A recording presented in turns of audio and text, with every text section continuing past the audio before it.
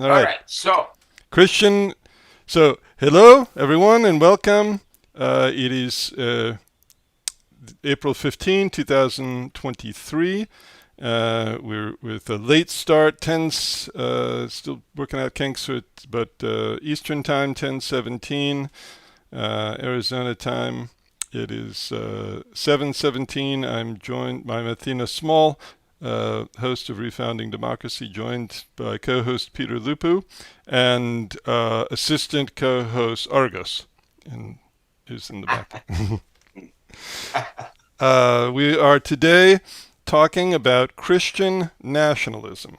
So this is, well, tell you what, Peter, why don't you tell us briefly what is Christian nationalism and why should we or anyone devote any time paying attention to it? first, because it exists. Okay, so let me note there are many things that exist, Mhm.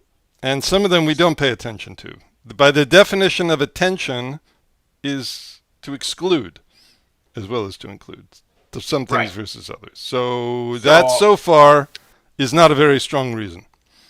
okay, but it's a necessary condition, but not sufficient. No, So, I can pay. Can we, I? Can I pay attention to unicorns? you could, Okay. So you existence could. was not That's a a good. necessary condition. Where some think that unicorns actually exist in some form or another. Hmm. Mine had this view, but anyway. Secondly, because it is uh, um, one of the most uh, dangerous threats to democratic institutions and democracy in general. So then, and three, because in our country, it is now extremely powerful. And I believe that in the next elections, Christian nationalism may could obtain more power. So first, what is Christian nationalism? I think that there is a consensus Let me on just this break in the question. note. So there's a couple things here. There's first, what is it, and second, what is it doing as a political movement, and third, what does that mean for the U.S. and for democracy? And let's note also, it's not only the U.S., but although we'll focus on the U.S. today, this is not strictly a Yeah, U.S. phenomenon. But please continue. correct. Um, the the Christian nationalism. There's a let me say there's a consensus among people who write and think about this question. Christian nationalism is usually characterized as the idea, as kind of like the fusion of Christian ideology, theistic ideology, or general Christian ideology with national identity. So the claim is that in the focusing on United States, that the national identity of United States should be viewed in terms of the Christian ideology. So, in short, their view is that the United States is a Christian nation, that it was Always founded been, as a Christian right, nation, has always been, is today, should be, and should be in the future. in the future. Okay. And Christian nationalists think that in recent decades, this thesis has been under assault by several political forces in the nation. And for that reason, those forces, or the representatives of those forces, which usually is the Democratic Party and other various elements, need to be removed from all power. And in the governmental institutions, in media, in education, even in business.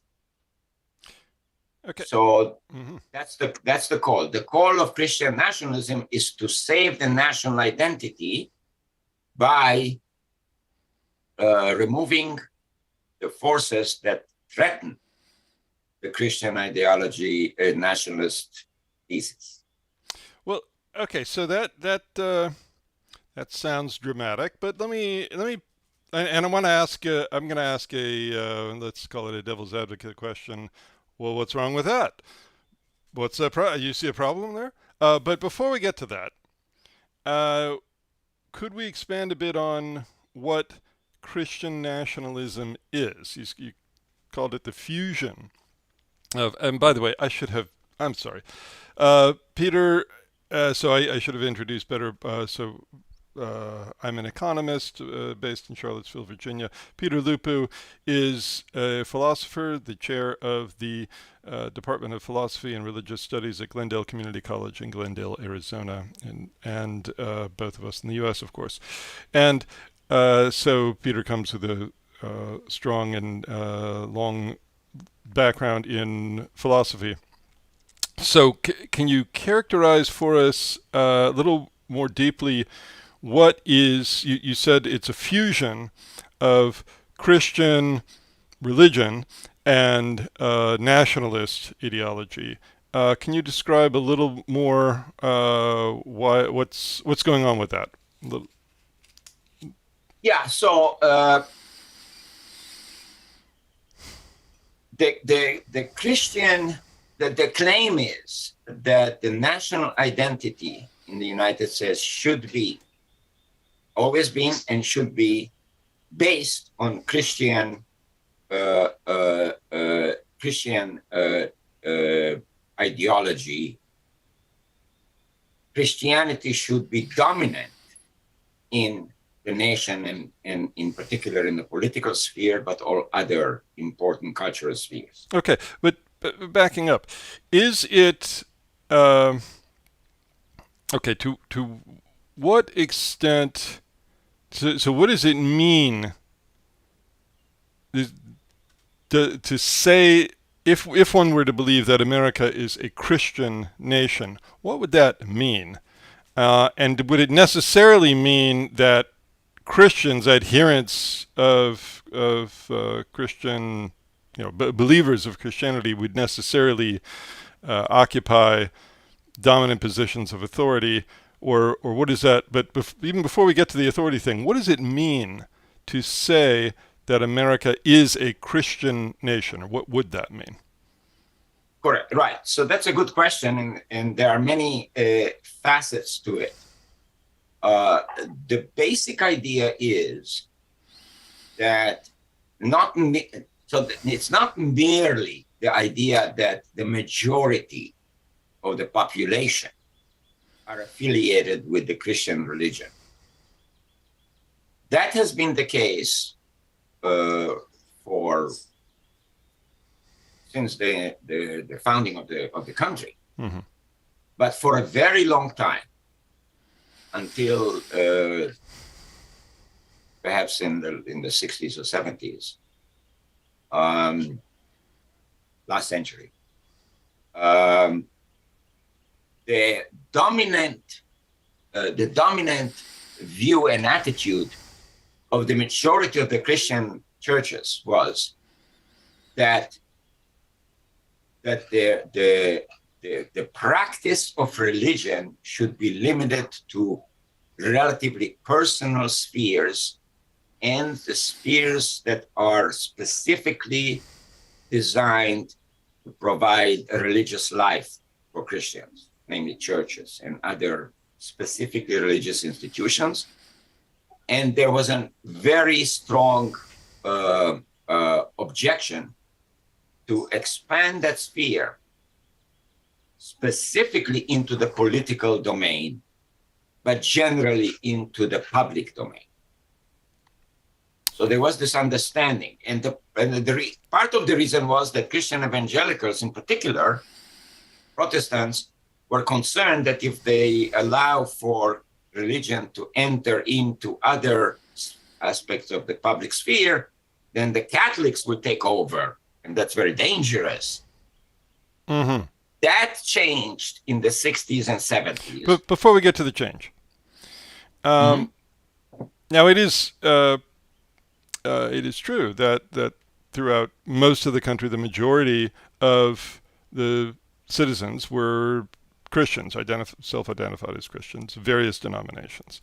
Um, but the idea that that did not necessarily imply a Christian that state power should have a Christian, an explicitly Christian description to it, or that there should be religious figures, pastors who are running state power. That you're saying has also been, that was the tradition for since the beginning. Now, and let's recall there's a, of course, famous line in the Gospels where there were some people who were trying to trick Jesus. They come to him and they ask him, should you pay taxes if you're a good Jew? Should you pay taxes to the Roman Empire? And you recall his answer. He says, "Tell me, whose face is on the coins, the denarii that are used for currency?" And they say, "Caesar's." And he says, "So render unto Caesar what is Caesar's, and render unto the Lord what is the Lord's." And this has traditionally been accepted by most Christian adherents as an admonition to separate the affairs of the soul from the affairs of the state, to keep those as separate domains. And that, of course, was not always. Sometimes it was honored in the breach, and sometimes you had popes controlling city-states, and you had all kinds of people. Of course, all kinds of over the centuries back and forth between state power and the church power. But the idea that there is a line, that this is not, say, Iran, where you have explicitly theocrats, you have explicitly religious authorities who decide who is allowed to become a candidate for an election, for example, or where where religious authorities act as a kind of Supreme Court, deciding what laws can and cannot enter into force. That has never been our tradition, and that is never been the that's not really even been the Christian tradition, let alone the American tradition. Would you agree with all that? Oh, absolutely. Yeah. Well, So clearly, that has been also a very important part of the Christian Protestant creed. Right. And in particular, well, Christian creed generally, but even more specifically Protestant, that rejects much of the institutional, let's call it the institutional baggage of the Catholic Church, and argues for a more direct and personal connection between the individual human soul and the divine, mediated through Jesus Christ. Right. And so that tradition was fairly strong, with maybe some in some intervals where there were sort of explosions of trying to expand the religious practice into more public domains, but overall that was the sentiment. Well, it was a very strong sentiment. Yeah. Well, let's review though. When they say that the United States was founded as a Christian nation, to what sense? I mean, what's their support for that claim, or to what in what sense do they have a point? Well, I think that there are at least two senses that I kind of discern there. In one sense, is that the majority of the population at the time was, I think, vast majority was Christian. Mm-hmm. In fact, mostly Protestant. Mostly Protestant, where by population you of course do not include, you know, you don't Does not include Native Americans Americans, does not include the African slaves. Right. Right. The population is just a white Right. population, and so the majority was Christian evangelical, Christian Protestants. So that's number one.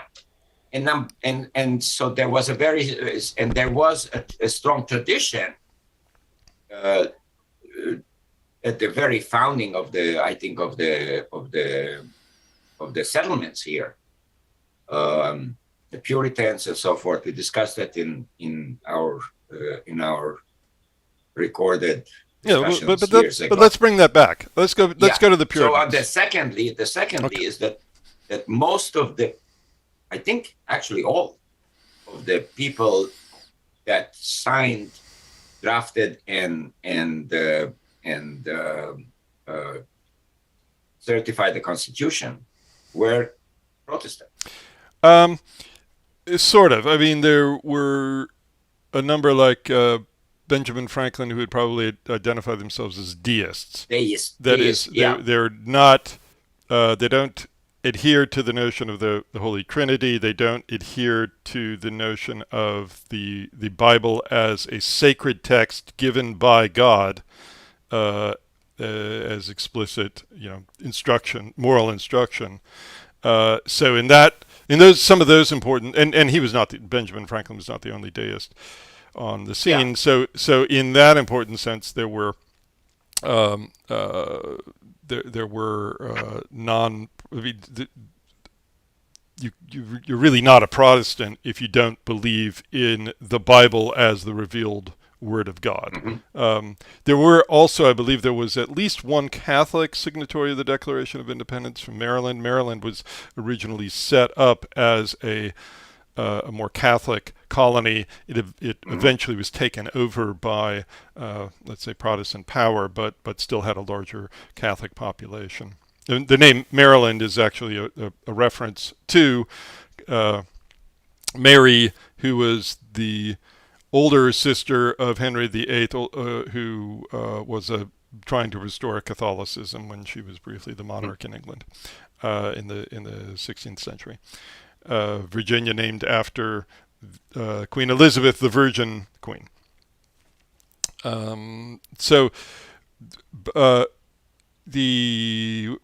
Was it going with the? I see that Eddie Izzard is the comedian who does stand up, and he's extremely creative and innovative, but sometimes like he'll forget what he was talking about, and he'll be like on stage going blah, blah, blah, blah, and then okay, yes, now I remember. So I'm trying to do an Eddie Izzard now. Let's go to the. So I just want to mention a third layer, and the third layer is that most of the cultural practices. That's right. Were predominantly among, again, the white population. Right. Were themes from Christian traditions. Right. And by the way, rituals and practices. Mm-hmm. But I'm going to make a small edit. I'm going to call them the European population. And the reason is because the concept of white was actually invented in North America as a political concept around the around the year late 17th century. So European descent. So there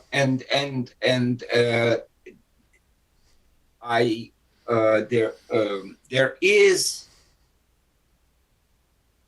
it in the Bill of Rights or something, a phrase, all men are created equal or something? That's the Declaration of Independence.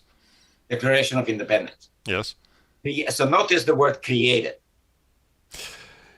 Yeah, they all men are created equal. They are endowed by their creator with certain unalienable rights. Right. And so that one of the claims that is made, and there's one. Before we get to the 18th century, I want to talk about the Puritans. Yes. So the Puritans were not the first European colonists in North America. So there was a failed colony in Roanoke, and then a eventually a very troubled but eventually successful colony in Jamestown, uh, which was kind of basically, I think of it as like venture capitalists starting, laying down some capital and trying to get some profit out of setting up a colony. So it was really a commercial enterprise. But then the first colonies in Massachusetts were explicitly religious undertakings by the Puritans. The Puritans were a separatist sect from within the Anglican church tradition. They thought that the Anglicans were too polluted with worldly things, with the residues of Catholicism, and they were to purify. They were to purify themselves. So they left it. They left England and went to Holland and the Netherlands, and then eventually to the U.S. to separate and to start their new society on purely Christian covenantal basis. So that's the and they when they landed, they entered into a covenantal, explicitly written covenantal relationship with one another that put religious life at the very center.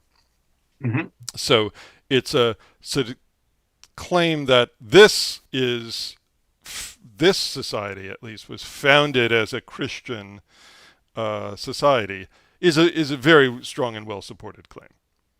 Mm-hmm. Now it is, yeah. The only thing is that if you think of the founding as the ratification of the Constitution itself, then of course the Constitution is not built on any religious tenets. Well, that's right. So it's an interest. It's the question when you assert that America was founded as a Christian nation, you are putting into play the question when and where and how was the United States founded, and it's not clear. One can come up with many different answers to that.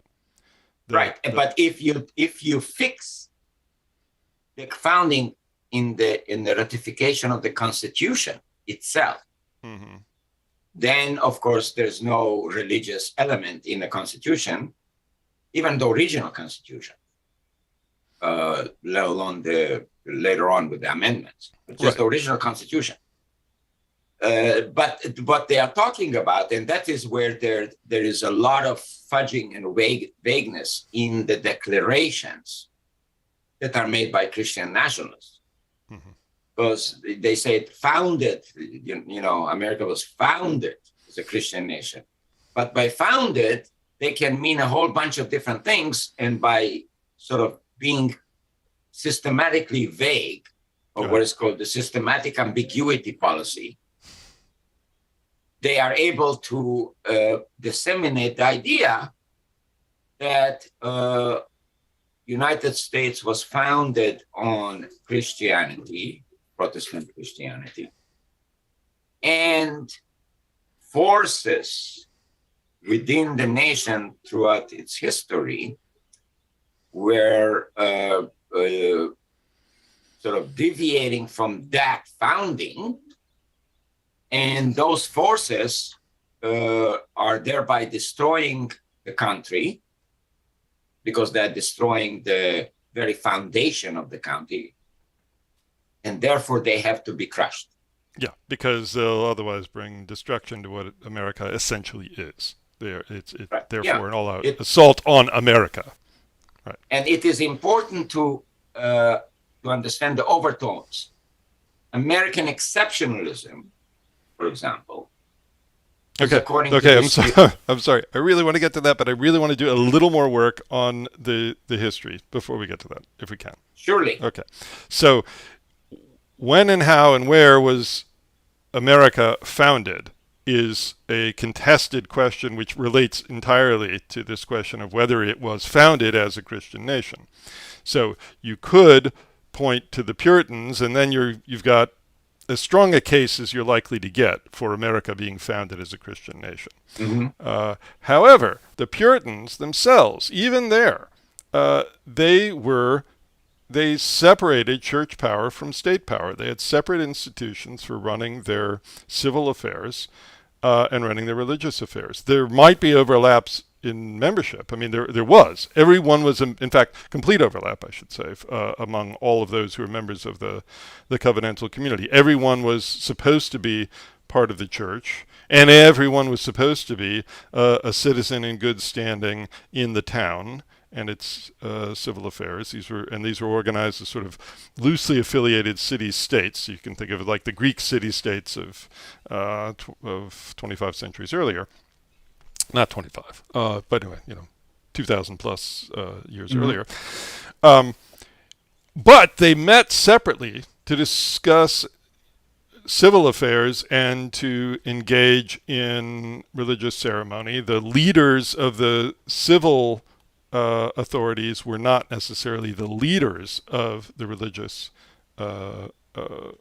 institutions, and it was clear there was a whole lot of back and forth. If you were seen as failing in your religious obligations, you would hear about it in your civil life and could get into trouble with the state authorities. But there did run at least there was not a merging of civil and state authority. There was a clear notion based on all kinds of reasons, including theology, that these should be kept separate as institutions. So, in that, if that is your model, so it is. So there's still the beginnings of some separation of church and state there. Meanwhile, you have down in Jamestown, the authorities were, the ultimate authorities were the shareholders back in London, and eventually became local royal appointed overlords and call them, planter oligarchs. Then you had other traditions sprouting up in other colonies with different configurations. The Pennsylvania founded as, or not founded as, but substantially became a Quaker colony with a high degree of religious tolerance. The oldest settlement in what's currently in the United States was, anyone? Guess where? Anyone? St. Augustine, Florida. It was founded by the Spanish. So you had in the you had a diversity of these traditions that were wildly varying in how they handled the let's say the relation between church and state, and the acceptance of tolerance and diversity of religious traditions within the different communities. There was no. This is very well supported. There was most people practiced some form of Christianity, but there absolutely was not a unified Christian authority throughout the 13 colonies, and there was not a consistent way of handling the relationship between religious and civil authorities. Right. So the first thing I want to say is you got to distinguish between the sort of like the intellectual layer of Christian nationalism versus the more popular layer. Mm-hmm. So on the popular layer, everything you just said and much of what you said previously is totally irrelevant because none of them knows history. Right. And they're not really that interested. Really. And they don't care about that. Except insofar as they can cherry pick to support what they want to be. Basically fudging things. Now, the intellectual layer, the people who know some history, they have to sort of fudge these elements or emphasize things. Like, for example, since most of the people actually, to the extent that they practice religion, practiced Christian, some denomination of Christian Protestantism, The idea is that there was no need to have a central authority that unifies the Christian community and the political authority, because most of the people that will be in the political authority were themselves already most likely practicing Christians, so they would undoubtedly never enact policies and so forth that conflict with the Christian traditions and central tenets. Mm-hmm. And even if they did stray a little bit, there were lots of mechanisms to pull them back. Yeah.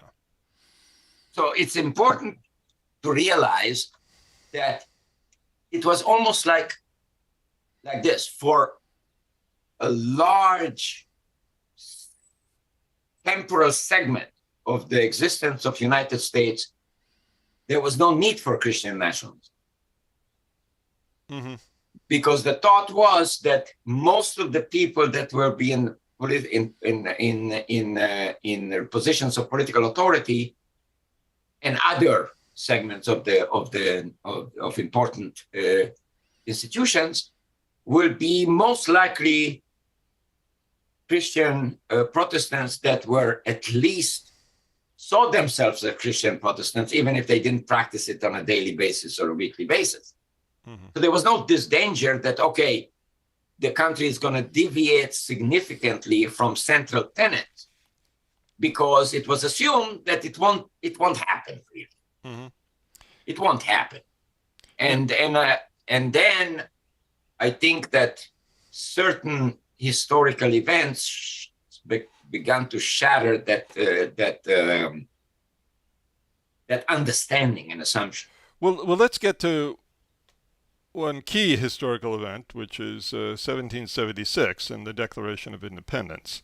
Now, mm-hmm. we've got a document, first draft. If people say Thomas Jefferson wrote the Declaration of Independence, that's not quite true. He wrote the first draft, and then it was heavily edited through multiple layers, as such things always are. But clearly, a lot of the most poetic language and the most inspiring language he gets credit for. But he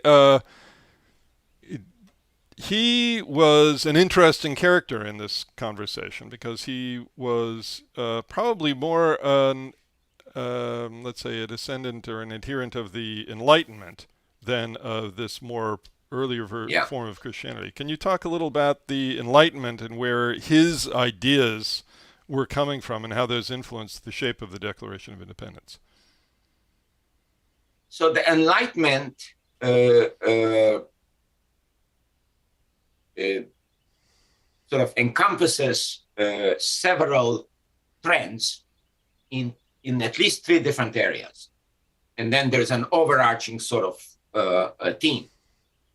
One is the scientific revolution, which essentially was to take away the authority of the clergy and remove its authority from the way we study nature.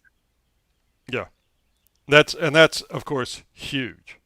It's huge because the central theme of the scientific revolution is that we make hypotheses and theories, and nature will tell us whether they're true or false. Mm-hmm. So we have this communication, quote unquote, with nature, and that is part of the empirical area where we test the hypothesis and let nature tell us. Mm-hmm. So not some clergy that decide that any hypothesis has to be consistent with their understanding of some biblical scriptural narrative. Mm-hmm. And so that was one. So let's pause on this a bit. So the first, let's say, pillar of the medieval Christian system that is coming under challenge here is that of epistemology, the claim to control what is true, what is accepted as true or false, what is accepted about nature, about nature. In other words, it is a radical shift in the methodology of how we study nature. Hmm. Although once you get in the habit of thinking like this about nature, you might start to turn that same habit of thought onto other domains as well, Absolutely. which is why it's even more fundamental than just being about nature. Right. And let's Right. recall um, one dramatic point where this argument about epistemology came into sharp focus. So think of Galileo, who what a what a smartass he was. He went and he heard about this thing called a telescope that they had developed in the Netherlands, and I don't know if he made his own or he got hold of one, and he had this smartass idea to look not just at ships or at castles or other things, but to turn it up into the heavens, and pointed it at Jupiter. And what did he see? He saw planets going around Jupiter, Hmm. little moons that had never been seen before or thought of before, and he wrote that down. And he said, "Huh, looks like it's not that everything moves around the Earth anymore. It looks like there are things Right. moving around other things.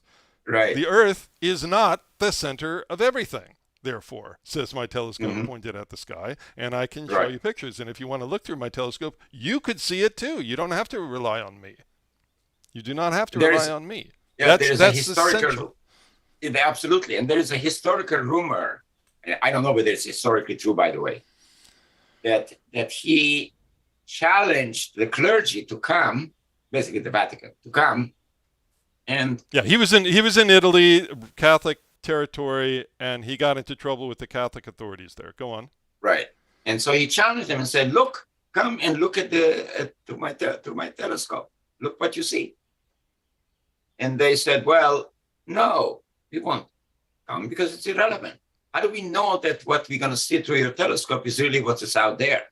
Yeah, and moreover, if it contradicts what the Bible tells us must be there, then it can only be a lie.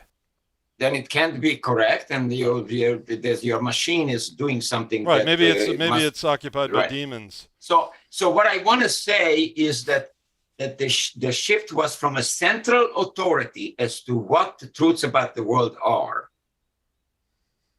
That's the scientific revolution. To the authority being invested in the interaction between researchers and nature itself.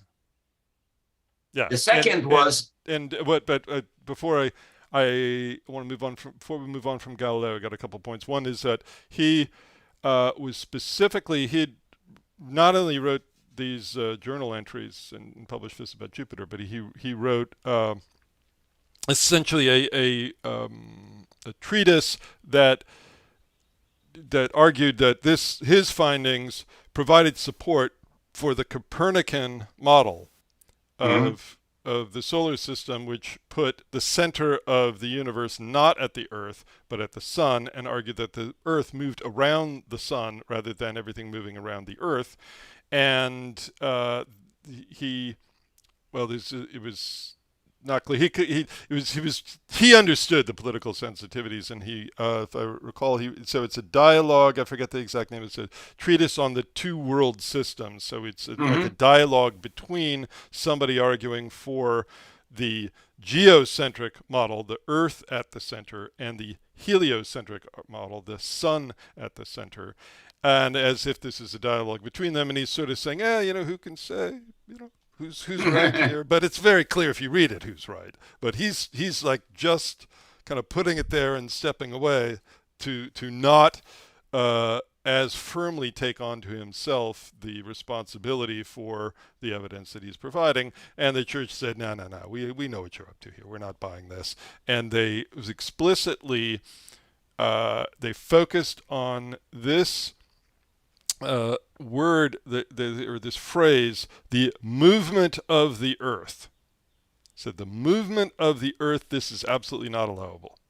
We're not yeah, having this. Because if you accept the notion that the earth can move, our entire model of the world collapses. Mhm. or huge important parts of it collapse. And with that, much of our claims to authority. We have entire institutions, entire social, political, religious institutions that are built on the foundation of an earth that does not move. If you start moving the earth, you are messing with us big time, and we will not have that. Yeah, and also, by the way, there is also many aspects of this. I don't remember there was a lot of debates at the time, and one of the defenders of the Earth's central Earth is in the center, The geocentric model, geocentric, yeah, model, said or that you could if say the Ptolemaic model from right, Ptolemy. if the many worlds, and they call them at that time the many worlds, because if the Earth moves and there Yeah. may be many other things Yeah. moving around, it's true, then I rather commit suicide. Who said And that? that was one of the major debates. I don't remember the name, but I read somewhere in this, in way back, I read a book on the debate. And one of the major figures said that. And it makes sense. Wow. It makes sense. I'll tell you why. If the Earth moves, then so do many other objects around. And now, if it's true, the author of that sentiment said, then we must introduce a very deep uncertainty into the fate of humanity and Earth. Because once things are moving, of course, they had many other questions, like, for example, if it moves, how come we don't fall off, or stuff like that. So there were these questions, but the reason is because we're parked at the top. That's why. Yeah. If we go to the edge, then we fall. Yeah. And right. Continue. I'm being a yeah. So this is basically, the sentiment was very strong that this uncertainty, that once the Earth is not at the center, it means it doesn't provide that indefinite stability. Then things become up in the air. You don't know what's going to happen tomorrow. You don't know whether some object is not going to fly and hit the Earth, which it, of course, did. Anyway, so that's the one thing. The second element, which has the same structure or parallel. Can I say one more thing about the epistemology thing? Yeah. Yeah, sorry, I know I keep interrupting, but it's because I'm so excited. So I was thinking about this exact moment between Galileo and the clerics, and his trial, the trial of Galileo. Yeah. So I'm transgender. I don't make a huge fuss about that in this series of programs, but I'm thinking about right now in the U.S. there is this enormous movement to strip transgender people of their civil and legal rights and their legitimacy in society, and the claim is really similar, I think, or the style is very similar to what Galileo was looking at. That is, there is a great deal of evidence that one can bring that gender is not a strict binary, that you are not that what the doctor sees between your legs when you are born is not a 100% reliable guide to what kind of person you are and what your gender experience is in the world. But and there's we'll do this in another program, but let's just say for now there is a huge amount of well documented refereed research of that backs up what I just said. But the point is to the people who are who are targeting the transgender community so strongly right now, they don't care about any of that. They're in the position of the church authorities who are saying that if you break down the gender binary that we understand, if you say that it's possible that one can change their gender, or that their gender that you see is not what they really are, or any of these things, if that there are people who are non-binary, that gender is a spectrum, that gender is uncertain, that all of that. If you say any of that, if you accept that, then this whole world that we're in breaks apart. All Exactly. these things break apart, and we will not have that. This is, for them, is like the earth moving. You can't. Exactly. We cannot have the earth move. We don't care what your telescope says. Yeah, We and don't it's care what your important scientific research says, because the consequences for our world are too destructive and dramatic for the world that we've created based on these beliefs. Yeah. so the analogy you are making here is exactly right. And what happens with that aspect, transgender and many other elements currently, manifests, it highlights the idea that in their view, the certainty and endurance of the social fabric collapses if we have gender shifting. Mm-hmm. That is, if we don't have gender stability and gender clarity and gender certainty, grounds all the social fabric on that foundation of certainty. Now, if you do the shifting, gender shifts, then many of the institutions they consider to be the ones that are elements that are creating the stable structure will begin to erode. Yeah. Just So, just like the analogy is very religious clear. institutions were coming under severe challenge if their foundational cosmological beliefs were undermined. So, but it's not just a religious institution. That's right. It's not. That's right. It's the very the world view is that the existence of humanity is at stake here. Mm-hmm. It's certainly the existence of humanity as a moral community and of human beings as moral animals is at stake. But in the worldview there, where the debate was whether we have the earth at the center or not, that was the existence of the stability of life itself. Mm-hmm. Right. And that had ramification for the rest. If you don't have stability of life itself, you don't have stability anywhere. Right. So it's always about this foundational stability, and the image of the earth being at the center. What does that mean to you? It means that it is sort of like, does it ever move? Nothing much changes forever. The variations are going to be localized. Mm-hmm. Right. But there's not going to be any potential for catastrophic things, except the ones that are predicted or presumably prophesied by the biblical sources. Mm-hmm.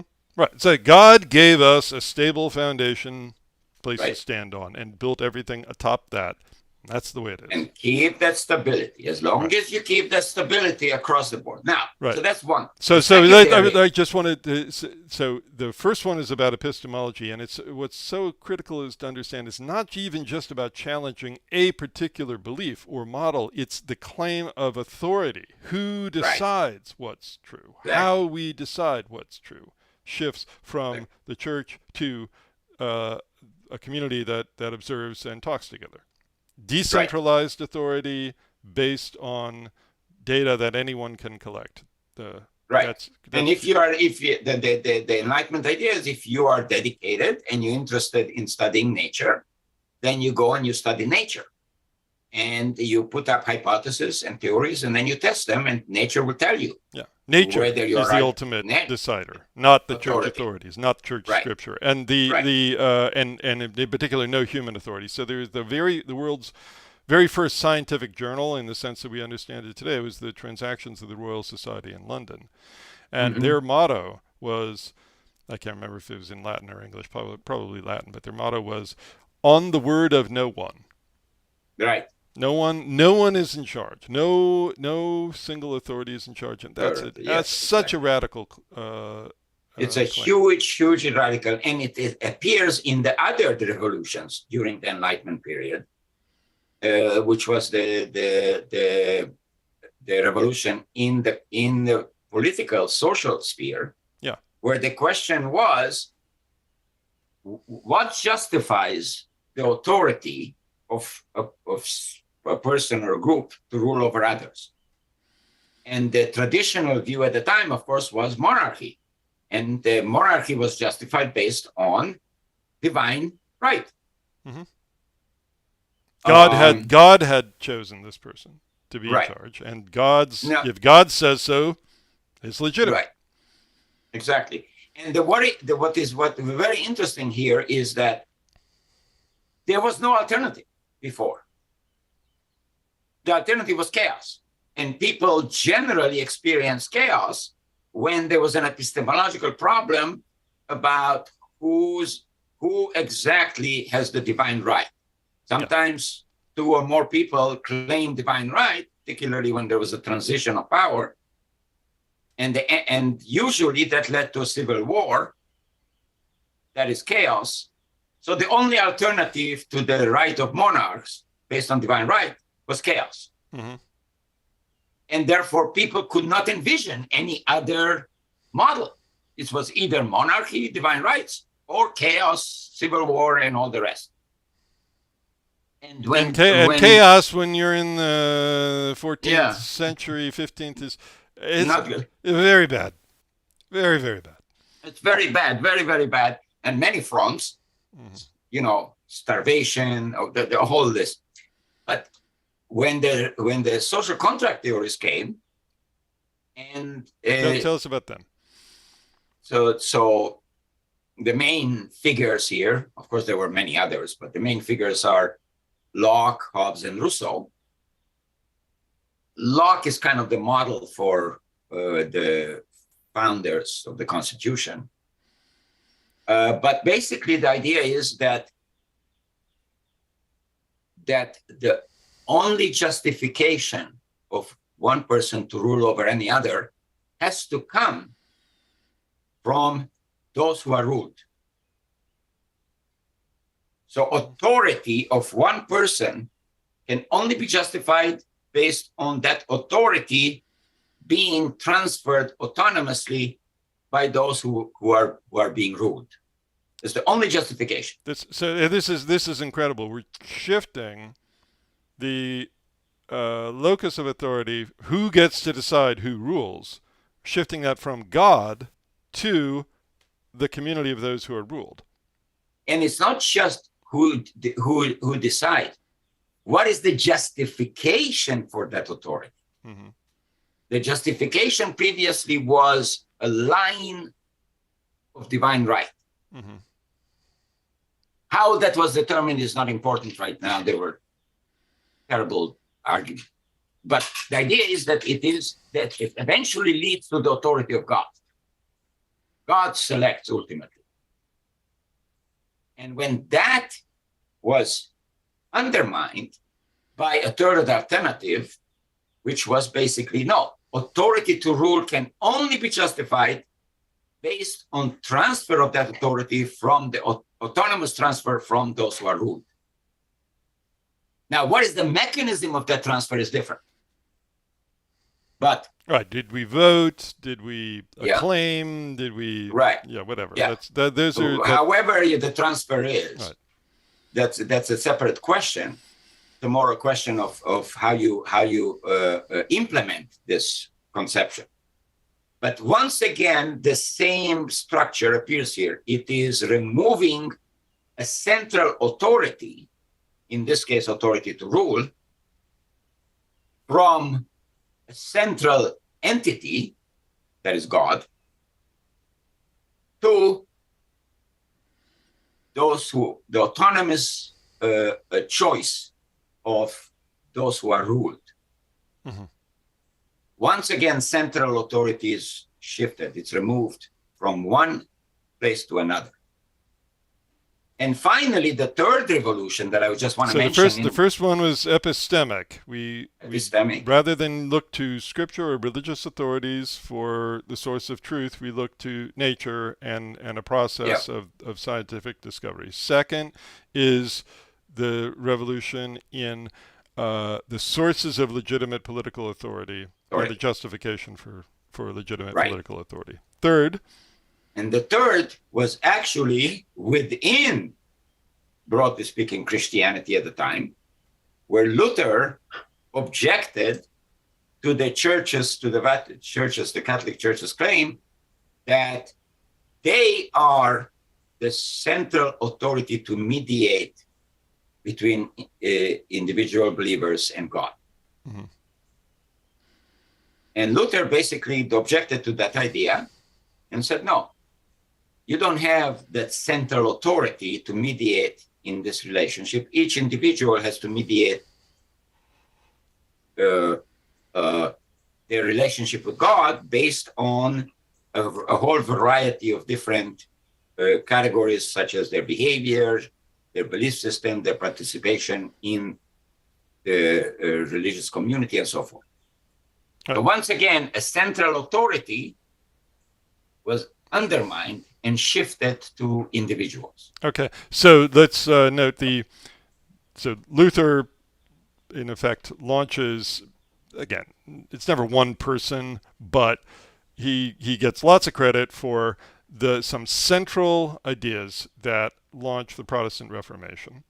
Typically, we distinguish the Protestant Reformation from the Enlightenment and the scientific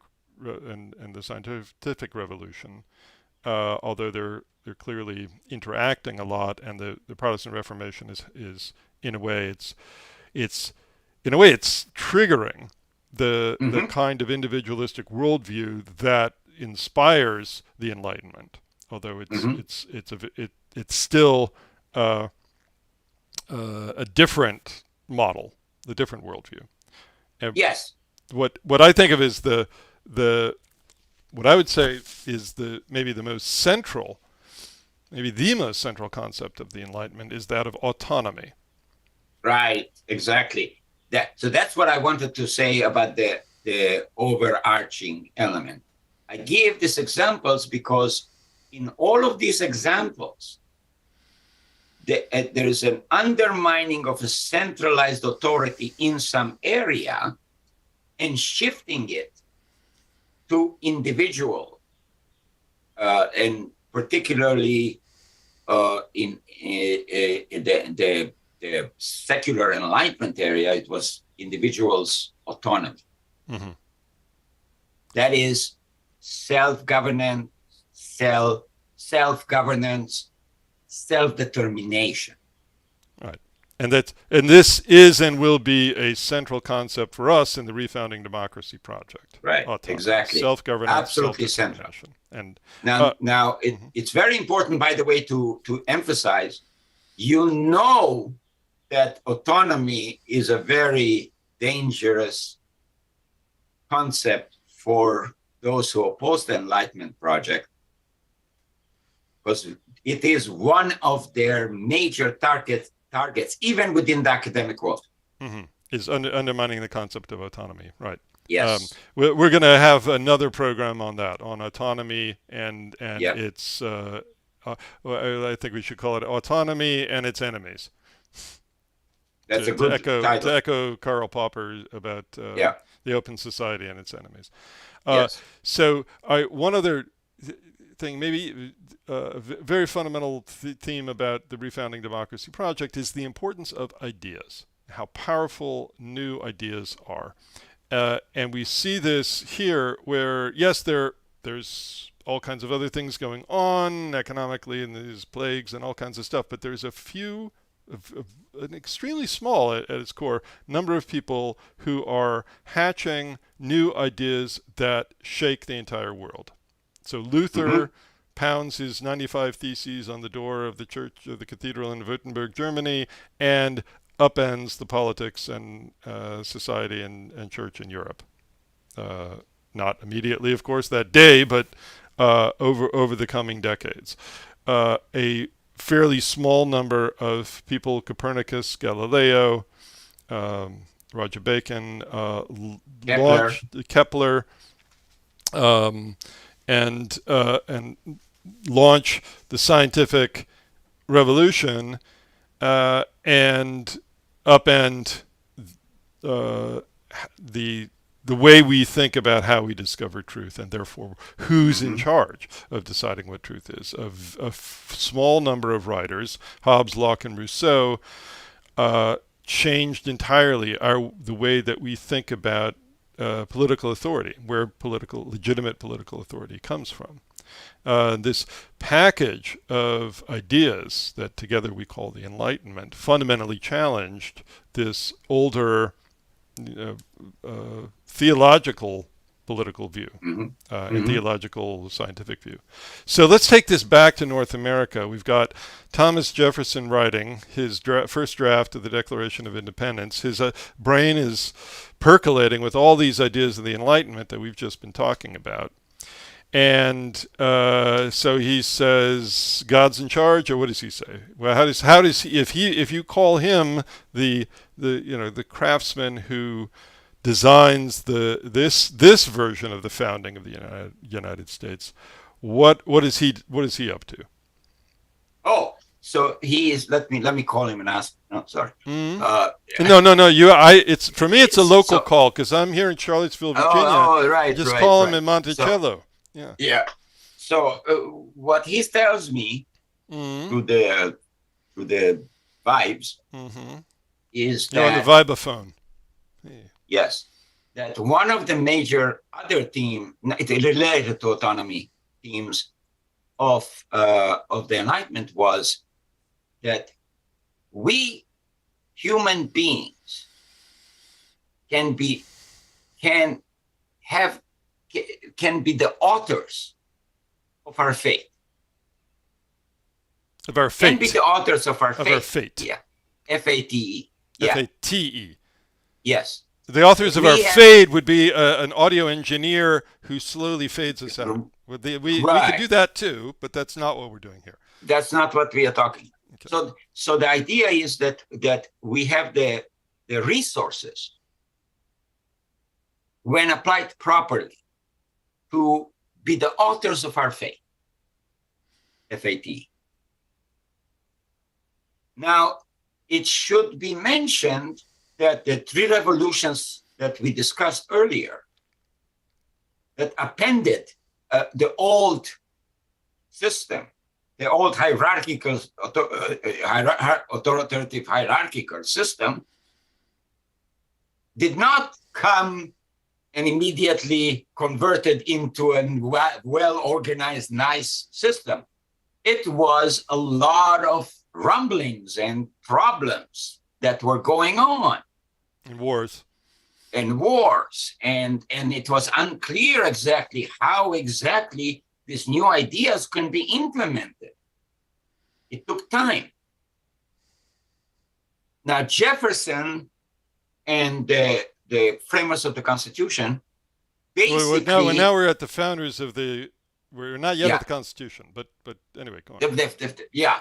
So the idea that they had is, look, the new ideas in Europe led to a lot of chaos in various different areas, and up to even wars. But we can adopt the Enlightenment idea that we are the authors of our fate. So let us then separate ourselves from Europe, the political authority of Europe, and let's actually implement this idea that we are the authors of our fate. Let us create a new nation based on a whole new foundation. Pretty big idea. And that was the fundamental essence of Thomas Jefferson and the whole idea of a constitution and a new framework to organize the political and social society. Well, again, we're not quite at the Constitution yet, and actually Jefferson wasn't even around for the writing of the Constitution. He was off being ambassador in Paris. That's a few years later. But for I'd want to note in the language of the Declaration of Independence how the Enlightenment ideas that we've been talking about, he weaves them in so gracefully. It's such great language. We hold these truths to be self-evident, that all men, he did say men, all men are created equal. They are endowed by their Creator with certain unalienable rights, that among these are life, liberty, and the pursuit of happiness. So the notion of autonomy is baked right in, that you have you come into the world with rights, and among these are your right. Your pursuit of happiness is poetic for your capacity to craft your own fate. Right, flourish. To flourish as a human being by engaging in a process of self-determination. And although there's a reference to the Creator, that to me reads, and this is where there's going to, of course, be a lot of pushback from the religious side, but that to me reads as a carefully chosen word. It does not say God. When you have a three-syllable word, when there's a clear one-syllable alternative, and you're a writer that good, you chose that longer word on purpose. He did not say God on purpose, and there's a later reference to nature and nature's God or nature's creator, something I forget. But what I read there is he understands very clearly that what we're going to be creating, that in the room and in this new nation, in the room in Philadelphia where they're crafting this document together, and in the nation that this is the ultimate audience for it, you have two strands of thought that have to be brought into harmony. One, the Enlightenment ideals of autonomy, self-determination, and the older pre-existing set of ideas that put Christianity and faith and theistic concepts at their foundation. And these have to be brought into harmony. And that was his challenge, part of his challenge, what he's up to in crafting this. So to me, this is a model that's much more faithful to the text, saying it would be very peculiar to write a whole document and never mention God or Jesus or Christ or any of that if you meant for this document to be the foundation of a Christian nation. That would be extremely indirect. Can you recite that beginning again? Exactly. We hold these truths? Yeah. That's not the beginning, but it's the beginning of the most central section. Yeah. We hold these truths to be self-evident, that all men are created equal, that they are endowed by their Creator with certain unalienable rights, that among these are life, liberty, and the pursuit of happiness. Okay. So the endowed by the Creator is in heaven. So he nods to the religious community, but in a way, the nod itself is done in a way that kind of gives away his game, that he does not see this as fundamentally a religious enterprise. Right. If I were to analyze this particular statement in the spirit that you are suggesting, you have coffee. Nice. Yeah, and then I bought some for you. I left it right there for you. Yeah, it's nice. Right here. I'm nice. Yeah, no, but I'm selfish. I didn't get you. You what? After I brought you coffee. I'm selfish, as I said. This is how you flourish?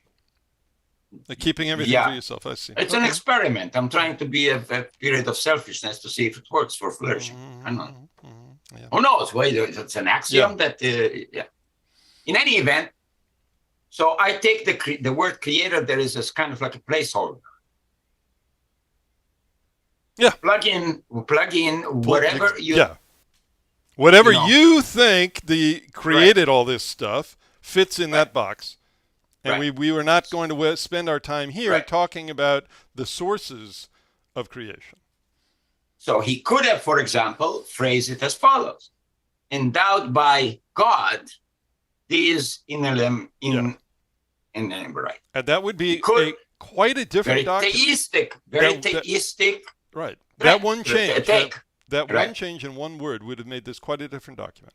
Or he could have written endowed by nature, the following. Yeah. Right. And that would be a whole different direction. Yeah. So he used the word creator as a placeholder, plug in, and thereby bringing both sides into this compromise. Yeah. Well, more than compromise, I would call it synthesis. Synthesis. Right.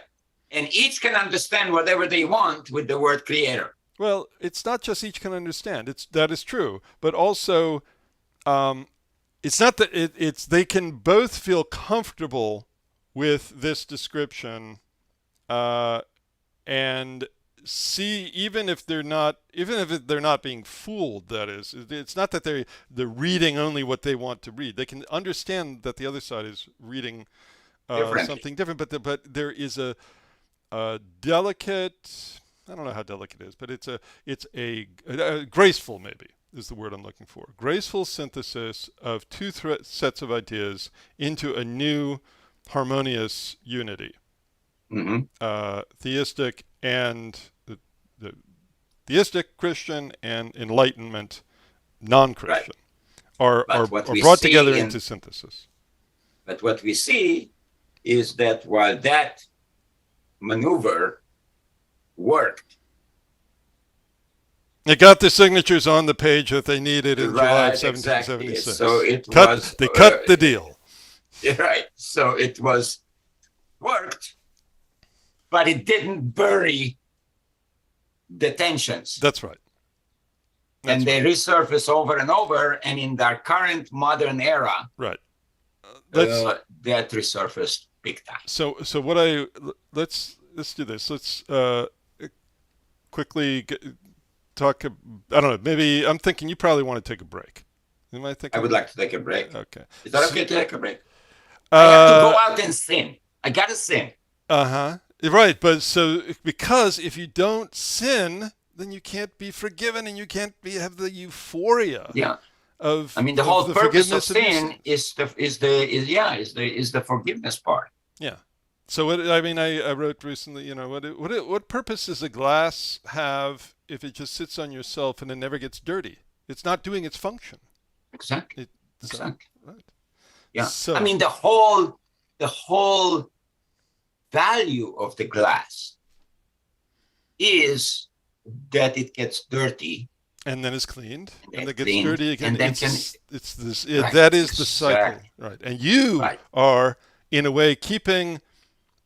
We don't actually know because we don't have any examples of a situation in which you're not smoking, so we don't actually have any counterfactuals to base this on. But it could be that it is your sinning and redemption and sinning and redemption that is actually keeping the earth moving, keeping the seasons in harmony, keeping all the universe in sync. The music of the spheres. What meaning would you have for a glass that is has permanent existence, unchanging, and sort of like abstract in the sense that it's just there? Never gets dirty, never gets clean, never get. You could use it. You could use it. Archimedes did proofs about conic sections. Mm-hmm. So you could have a role to play in mathematics, but it would not. Maybe. Yeah. But not in. You see, I am now exploring the idea, and then maybe we'll take a break so I can go and sin. I'm exploring the idea that the precondition of a meaningful life is precisely